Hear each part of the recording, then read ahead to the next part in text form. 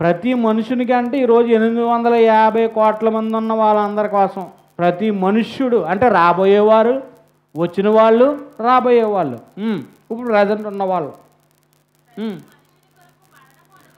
యేసుక్రీస్తు మరణం అనుభవించినట్లు కొంచెం తక్కువవాడయ్యాడు అంతే అంటున్నాడు. అంటే ఇక్కడ ఏమంటున్నాడు, ప్రాయశ్చిత్తం పొందాలంటే ఇద్దరి వల్ల కూడా ప్రాయశ్చిత్తం, ఇద్దరి విషయంలోనూ కూడా ప్రాయశ్చిత్తం అవసరం. Hebrew 9:27, Hebrew chapter 9 verse 27. దేవుని నమ్మని వారికి, దేవుని నమ్మిన వారికి ఇద్దరికి చావు వస్తుంది. దేవుని నమ్మని కదండి నాకు చావు లేదండి అంటే కాదు, భౌతిక సంబంధమైన చావు గురించి మాట్లాడుతున్నాను. అదే మనం నిద్రని పిలుస్తాం కదా, దేవుణ్ణి నమ్ముకున్నంత మాత్రాన్ని నాకు చావు లేకుండా ఉందంటే అందరూ ఇందులోకి వచ్చేద్దరు.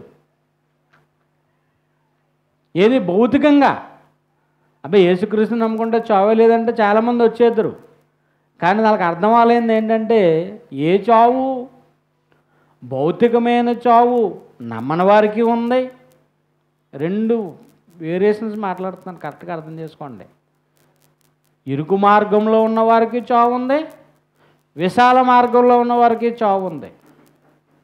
రక్షణ పొందిన వారికి భౌతిక చావు ఉంది, రక్షణ పొందని వారికి చావు ఉంది. విశ్వాసులకి చావు ఉంది, అవిశ్వాసులకి చావు ఉంది.